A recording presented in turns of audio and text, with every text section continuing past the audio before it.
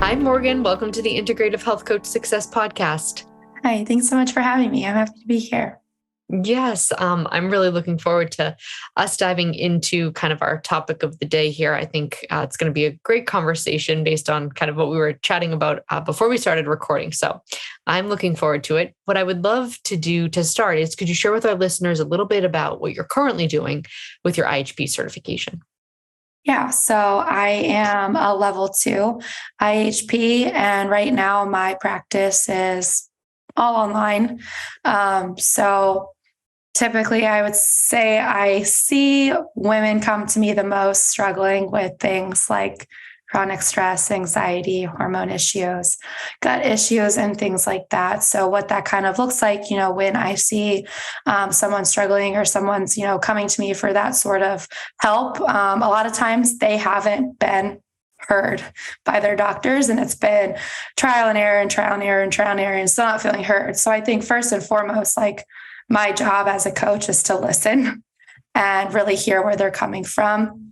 And, Dr. Cabral has done a beautiful job with training all of his integrative health practitioners, looking at symptoms and how they're presenting clinically, and then being able to kind of cater, based on that and obviously somebody's budget, what is going to be kind of their best bet as far as labs that they can purchase to kind of get to the root of their answers. And I can say, I actually come from a conventional healthcare setting. I was a nurse, and the labs that, Dr. Cabral offers through Equal Life that are so easily accessible to people are just unparalleled in the answers that they can give to people that unfortunately you just don't see, insurance companies and physicians' office able to give people very often. And so I think it's a big reason why a lot of people are left without answers. And so, yeah, like I said, my goal, we were talking a little bit about before this, my goal is to help people get those answers through that objective, lab testing, but also helping, clients find the answers within themselves, because I think a lot of times these struggles are so multifaceted, and, there's a big physical component, mental component, and emotional component as well to a lot of these struggles and dysfunctions in the body. Yes. Yeah, absolutely. Which we're going to get into in just a few minutes. So, what were you doing before the IHP? So you were practicing as a nurse before you found IHP? I was a NICU nurse, actually. So I spent about 3 years in the neonatal intensive care unit, and kind of floating to labor and delivery in the operating rooms at times too. And I loved it. I have a heart for the babies. They're, unfortunately, were just a lot that I saw that I didn't like. And, for a while, I couldn't put my finger on it, and kind of just had this like overwhelming feeling of like, I want to be more of the solution and less of the problem per se. So, that kind of led to me. I was very ingrained in the health and fitness industry.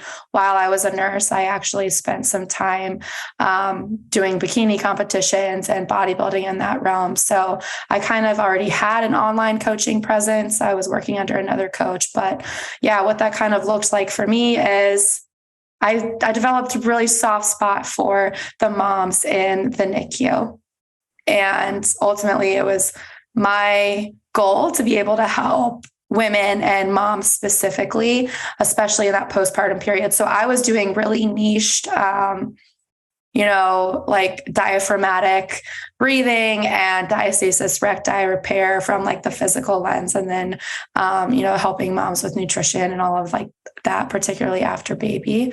I think it's kind of funny looking back now, because I was always, aligned. Like, I think my path was always kind of like getting closer and closer and closer. It was like, I wasn't going deep enough. I wasn't quite putting my finger on it. And so, it's kind of funny to think of like, I really kind of started with breathwork and a lot of pelvic floor and, trying to help clients manage that overwhelm and that anxiety, which is why I don't think we had gotten to that, but I incorporate what's called transformational breathwork now with a lot of my clients, so that they have have, some somatic component on top of their training that's actually getting to the root of a lot of those emotions and stories and limiting beliefs and traumas, more or less, that are stuck in the tissues that can manifest as, states of disease. Yes. Yeah, absolutely. And oh my gosh, I love that. The connection of, the postpartum period where it's my belief that in this country specifically, it is the most neglected, yet the most important period in a woman and a child's life. Most women are forced or encouraged to, use like 12 weeks to like get back to it. And then they're, back to work. Babies are either separated or, cared for by other family members. But regardless, I've had 3 kids. My youngest is actually almost 7 months. And I've never felt quote unquote normal in the first year, right? Like women really need that 4th trimester is, in my opinion, at least a year for hormones to stabilize. And women are just kind of left to figure it out in a super fast paced modern society with no quote unquote village. I recently, listened to it was a clip really from a podcast interview, but it was just a snippet.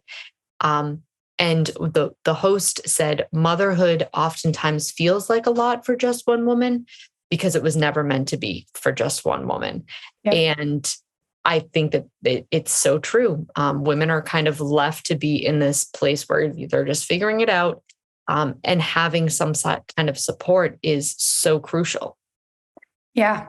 Absolutely. And I think you couldn't have said that more beautifully. You hit the nail on the head. And that was kind of my growing frustrations when I was in that conventional setting and, come to really understand now it's, when you talk about trauma, it is so just underestimated birth trauma for, mom and the baby. And when I hear people's experiences, breathing through some of these, somatic release, transformational journeys, a lot of times what they're kind of actually, I'll say remembering, because you're not really reliving, but it is this birth trauma or like how they came into the world. And like you said, we have gotten so disconnected, not only from the innate power and trust that we are meant to have within our bodies as women, but also the community that, was usually in the space that was held for women, hundreds of years ago. And it's simply just, unfortunately, not that way anymore. And even seeing,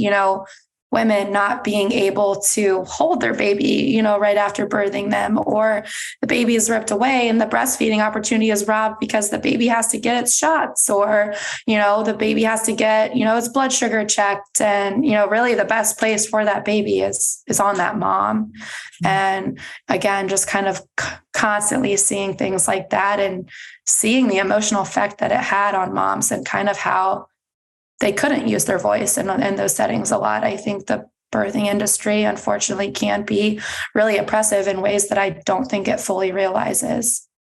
Yeah. Yeah. And just the over medicalization of so much of it, where like we had babies in holes, yep.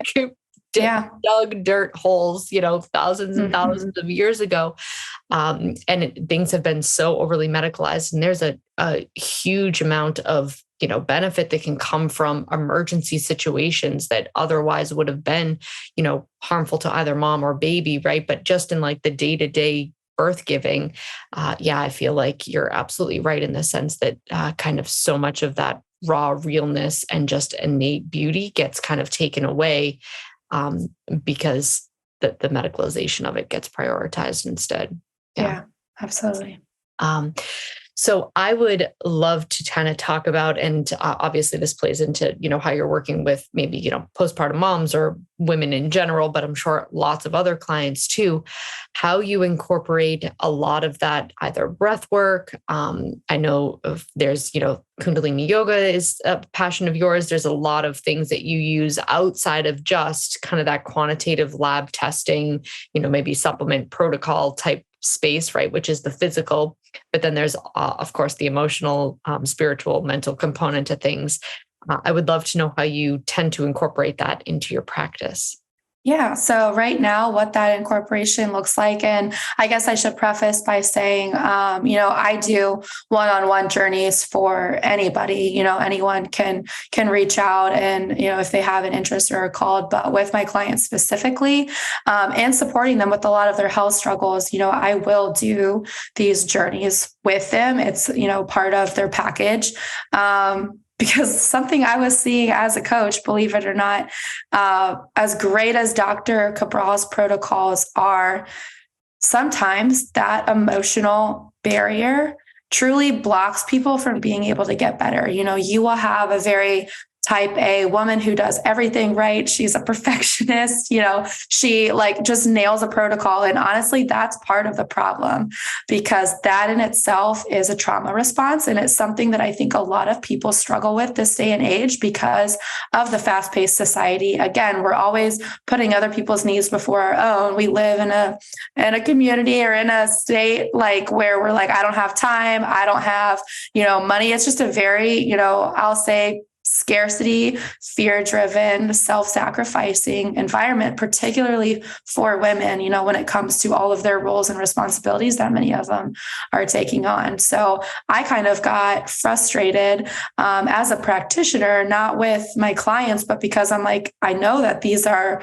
the perfect protocols, but why aren't people getting better? And a lot of times it's being able to actually increase the window of tolerance of somebody's nervous system and rewire some of these neural pathways that have made them function in this state over time, because it might be all they know. And you can't do better until you know better. And breath work, any sort of somatic release or somatic movement or therapy, is ultimately what kind of helps us bypass that area of our mind where we just can't understand, see, or experience another way. And I think the best way to kind of, explain this and how it really affects health is when you think of animals, like when let's say a animal is running from a predator. When they reach safety and they're done running, they have a built-in protection mechanism where they will actually shake off that fear and that trauma. We as humans don't even do that. In fact, we can't do that. Well, we can shake, but we aren't programmed to in that same way. And then on top of that, we live in a society where it's, glamorized to be fine all the time and to be okay and to not be vulnerable and feel our emotions and be with them. Again, we distract ourselves with this day and age, scrolling on social media, just 1,000 things that, we get wrapped up in with that are essentially disconnecting us from ourselves and our state of being. And there's a lot of reasons for this, where breath work is powerful in rewiring some of that is when you think of a small child, we are in this subconscious theta brainwave state from the ages of about 0 to 7. So when we don't have that prefrontal cortex fully developed where we can filter and discern what's ours from what's not ours, from what's true to what's not true, we take in everything. And when I say trauma, I do want to kind of just say, I think a lot of people get the idea of you have to have something big or catastrophic happen to you for it to be classified as trauma. And that's certainly just not the case. Like I said, some of the biggest traumas are actually the smaller ones that we don't notice, things like birth trauma, that we often don't remember, abandonment, things like, rejection, not getting our needs met at a young age. And in regards to this little T trauma, it can be as simple as, you doing something as a toddler and a parent telling you you're a bad girl or you're a bad boy. And we start to identify with that because we don't have that prefrontal cortex or that filter to be like, no, this is just a parent who is doing their best, who doesn't actually know how to emotionally, regulate themselves. And they projected some of their wounds onto me and we take it. So this is where the concept of ancestral trauma comes in, and generational trauma. And when you heal yourself, you heal people around you, you heal your family, you heal your lineage, point blank. But, being able to get back into this theta brainwave state again, that we're in between 0 and 7 years old, when all these beliefs are forming, and be able to rewire it. When I say kind of theta, it's the state that you're in when you are in a form of hypnosis. And we're organically in hypnosis 2 times a day, right when we wake up and right before we go to sleep.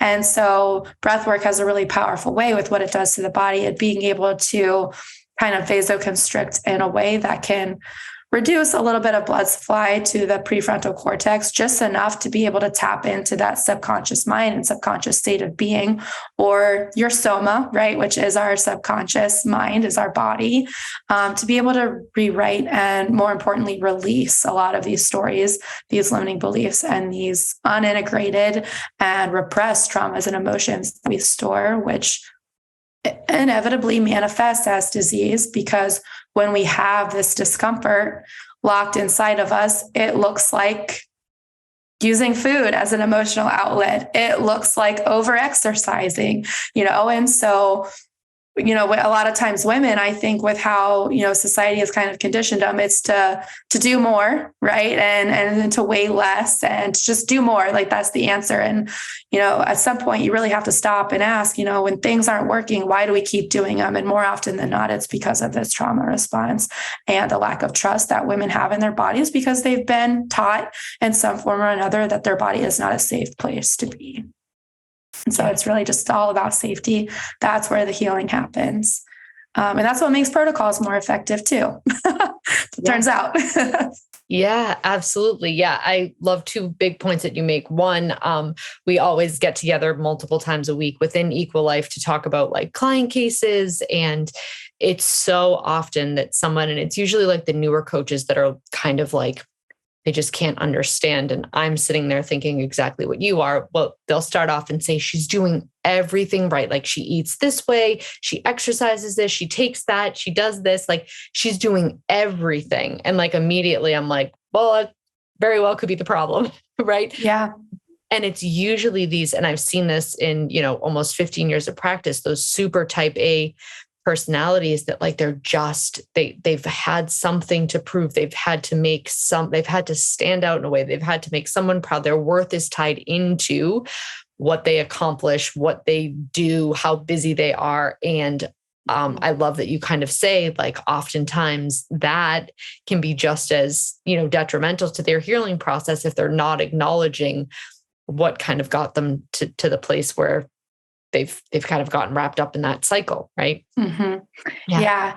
I think that's I'm glad that you said that too, because it brings up another point of just the importance. And I remember that being a frustration I had at first of like, why am I not helping? Because I think anyone who gets into this space, like it's because they have a big heart and they have a desire for helping people. But sometimes we don't realize it can be to our own detriment almost. So sometimes coaches, and I myself, I know at the beginning kind of took on of like, what am I not doing good enough? Why? And so again, that can kind of feed into your own trauma, which is again, like I said, when you heal people. And so being able to recognize these certain frustrations or maybe triggers in you and the stories you're telling yourself around why you can't help people is sometimes something that's really good to look at. And I think something that I've been incredibly grateful for in my process, as I know, I've been able to challenge my clients in the same way, but I'm eternally grateful for the ways that they've been able to challenge me to really look at myself and be like, why am I putting my worth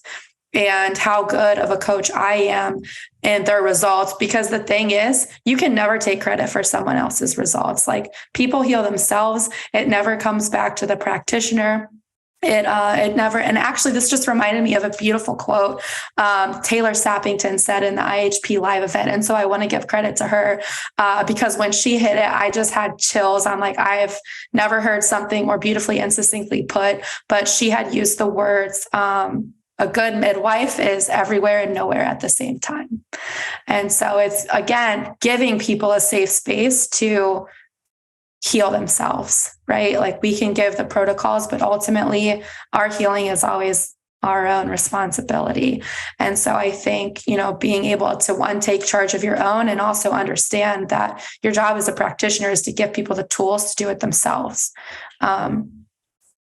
Because it puts it all in their hands, and it also gives them the credit and the reward without them being able to, give it back to you. Because I've had situations like that too, where you really help someone. They're like, thank you. Like no one could ever help me. And I'm eternally grateful. It's like, no, you did this, like be proud of yourself. It was not me. So.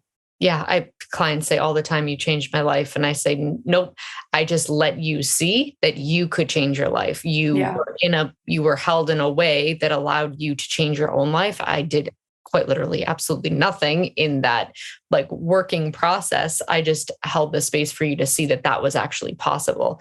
And, then they can kind of then see that, right? But I think a lot of like at first glance, clients do think like this one coach changed my life. And it's simply not the case. Yeah. They changed their own life. I love Taylor. Taylor's a very good friend of mine. Yeah. I love her too. She's an amazing human. I can't say enough good things about her. Yes. But a perfect example, like I said, of a good quality, just regulated practitioner too. And ultimately, that's what people need to heal. They need a safe space because some people have never experienced safety before. And you know what? When you experience it for the first time, it's really freaking uncomfortable. And so, as a practitioner or any sort of space holder, like that's a really big, responsibility. And I think it demands somebody who, again, is regulated and able to kind of take a step back and, not take credit for things where the ego might want to. Yes. Yeah, absolutely. And I think, you made a good point of kind of how, as a coach, stepping in and kind of taking your, being able to see some of this is really important. And I think for a lot of new coaches, right, you made the point about like trauma, right? We hear the word trauma and it's just automatically a big word. It's like, were you in some major life altering accident? Did your mom pass away when you were 5, right? Like these big trauma type situations. And it's my belief that everybody has some level of trauma. It's just what extent they experienced it. How did someone help them make sense of it? And a lot of, I think, practitioners maybe just starting out don't necessarily see, right, how some of this stuff could play into it. But I've also listened to somebody who said something beautiful in the sense that I can't remember the exact words, but sometimes it's not always what happens to us, but also what doesn't happen to us. Were you experiencing, playful parents or, parents that held you in a way that was gentle, right? Maybe they were just like thought discipline was their job, right? And there was none of that other connection, right? Sometimes it's a loss for what we never got, just as much as it is experiencing something that actually happened to us. And I feel like that can play into physical manifestations of health or the way that we're able to kind of show up and take care of ourselves. Would you agree in that sense? Oh, absolutely. And like you said, it's all relative. So, what it is to somebody else and somebody else's nervous system might not be what it is to the next person. And again, trauma is just something that exceeds our capacity to handle a given situation. And there's really 2 components of it. It's, vulnerability in some form met with a lack of safety. And those are the only 2 things you need. And so that can look like a million different things in a million different scenarios. But what comes down to trauma is the way it affects somebody's nervous system in a way where it overexceeds their capacity, to hold it. And so that kind of goes back to, the window of tolerance idea and the polyvagal theory. It's just over time, when you have people who are traumatized and who for most of their life have not felt safe for whatever reason, even if they, think that they have grown up with perfect parents in the perfect neighborhood, with the perfect school and friends. It's just simply not the case. And I think it's almost more of a red flag for me when people are like, yeah, I don't have any trauma. And it's because the mind is so smart and the mind is so protective that it is possible that people are dealing with stuff that they have truly repressed for 20 years and they have no idea. And, I've seen that be a part of my story and a part of many people's story is our mind is meant to protect us, but sometimes it does it so well that it's at our detriment. And so there's things that we are totally unconscious of that we don't realize. And again, that's kind of where the principle of being able to get back into your body through things like breath work or any sort of somatic movement to be able to, release this stuff and kind of get back into that state where we can start to even just heal these stories, even if we're completely unconscious of them the whole time. But, they always say like the issues are in the tissues. And so, being able to actually release this is incredibly powerful. And I can tell you, there was a time I went on a breathwork retreat in Iceland and I had more Icelandic bread and butter than I care to even admit. I lost 10 pounds from the breath work and the somatic release alone. Because when you think of women's biggest complaint, and usually it's hormones and but they're not happy with the hormone state because it's manifested most likely as weight gain or inability, to lose weight, which is frustrating for women in the societal, standard that they are held to. But really what fat is in any capacity is protection, right? Whether it's toxicity, it's protecting your organs, whether it's, extra fat, like it's oftentimes protecting from something emotionally, and it's just a lack of safety. So again, even more reason that just the safety is so integral to healing. You can't heal without the foundation, and safety is the cement of the foundation. Like you can't build off of a lack of safety. You just can't. Yep. Yeah, I couldn't agree more. And if you think about it, it's just your body protecting itself. If you're constantly in danger and running from a threat, your body's not going to waste its time healing you because it's trying to keep you from getting caught and dying, right? Absolutely. So I always tell clients to find that place of gratitude. Like, thank you for keeping me safe this long, but I'm actually not in as much danger as one might think, and finding a place to really thank your body for what it's done so far, and then releasing it of that job. And it sounds like that's so much of kind of then what you do with clients. Yeah. And I think when you get to that point where you can see an illness not as a disease, but as something that showed you how to heal yourself, and be able to thank it and have that gratitude for it, that's where the healing is. And I know that that's something, maybe hearing that or having someone tell you that can be really triggering to somebody who just doesn't get it. Like I said, because a lot of my story was struggles with mold, for years, in an autoimmune condition because of that. But again, no matter what the struggle is, it always kind of comes back to that same principle. And it's that we were never broken and we were never really sick. It was that we disconnected from our true nature, and it caused us to be those things. Mm-hmm.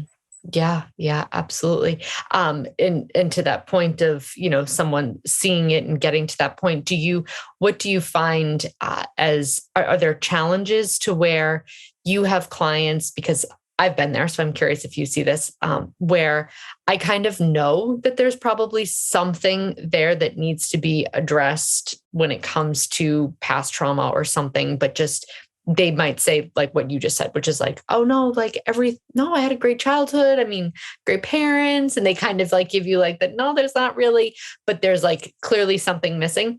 Do you ever find that they just need time and space? Do you find that there's a way that you can kind of gently nudge them there? What does that part of you bridging that gap between what may be helpful and where they are? Questioning with curiosity, because I think, especially with something as sensitive as, we'll say the word trauma, right? It's about leading people powerfully back to themselves. And you don't do that by, again, telling people what you know or telling people what you think that they should do. Yeah. What you think, that's not theirs. And so I think a really good coach and someone who actually creates that space of safety, like we've talked about, is someone who can ask someone questions that leads them to the answers within themselves, because that's what sticks, right? That's why, people, they do what other people tell them to do. And it never really lands. They never really see success. But when it's your own idea and your own realization, and you can take radical responsibility for your healing outside of just what it means to be perfect with a protocol. Because women are really good at that. Women are good at trying to be perfect. And that's the exact problem. But yeah, to answer your question, when people have these things, they're I don't have traumas, again, it could be 1,000 different things. I can say with women, a lot of times it's a poor past relationship that really stuck with them, where they gave their power away, or, they couldn't use their voice or speak their truth, or guilt in some capacity. The mom guilt is real, and guilt is a very dense, heavy emotion.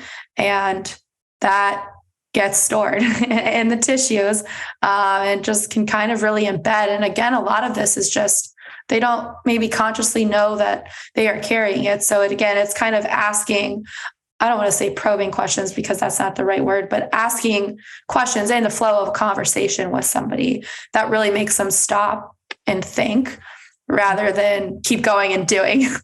But like just bringing them back, because again, like we really do have all the answers. The issue is that we don't stop long enough in our society to be able to sit with ourselves and listen to them. Unfortunately, we're kind of always going against our intuition. And I think a lot of things that we think is downtime or self-care, back to this element of safety, we don't realize that is actually contributing to us continuing to feel unsafe and not allow for our healing. Some women will think like, yeah, like my only relaxation time is, from like 6 to 7 in the morning before my kids wake up. And it's like, okay, well, what do you do at that time? And it's like, I watch my favorite show. And it's like, no, like that's not, there's a plethora of things that blue light is doing to your body that early in the morning. You're not getting natural sunlight that's supporting your circadian rhythm, that's supporting your hormones. And even though it feels good because it's really numbing in some capacity. And I'm not hating, like there's times I sit down and watch TV, but it's again, being cognizant of like, if you're struggling with X, Y, Z, and you only have this 1 hour in the day that you feel is truly for you, how can we spend it better to where it actually serves you and it serves your nervous system and fostering this sense of safety that's actually needed to get you from where you are into where and who you want to be. Mm-hmm. Yeah, I couldn't agree more. I see exercise is, women always tell me like my stress release is exercise. And it's sometimes hard to, get them to understand how that may be just putting them further in, that kind of not safe mode, because it's just more from the lion sometimes. Yeah. Especially when someone's working out from a place of self-hate or not liking how like desperately trying to change, because again, it's just you're swimming against the current there with that. And sometimes what you need to do to really heal something is probably the thing that you have the most resistance for. And like you said, exercise, it's something a lot of women are like, oh, like, yeah, but I release my stress, again, because you're using it to bypass something more often than not. And so being able to put yourself in those uncomfortable situations of maybe sitting in stillness, which feels very unsafe to somebody who's never felt that that's good to sit still in your body, that's where the healing is. And a lot of times it's not linear and it's really uncomfortable before it's beautiful. Yes. Yeah. And for so many women, I've heard them be like, it just feels like such a waste of time. And to get them to see that's been ingrained in them for a reason, right? It's where did we learn that sitting still and listening to ourselves or having some sort of, ability to relax is a quote waste of time, right? Yeah. It's probably one of the most productive things you can do. Exactly. Yeah. And that's why a lot of women, they're shocked. Of course, there's opening detox pathways and, all of that, we integrate with what Dr. Cabral has taught every integrative health practitioner. But it's more often than not when women can actually sit still and find safety in their own body, the weight falls off. Again, a lot of times fat is protective. And so again, it's just not something, it's something you want to surrender to and not swim against the current with. And that's what most of us do, unfortunately, because we don't know better. Yes. Yeah, absolutely. I could talk for hours clearly with you. If someone is listening and they kind of want to connect with you further or find out more about what you do, where are kind of all of the places that you show up, whether it's social media or websites?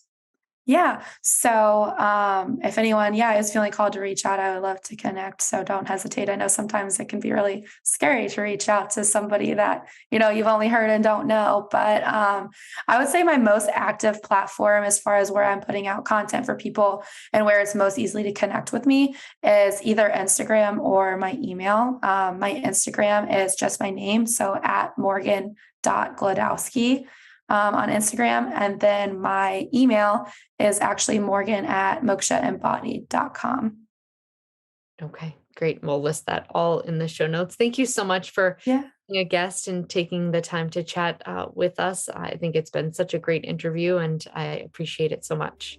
Thanks for having me. It was such a beautiful conversation and connection. Thanks, Morgan.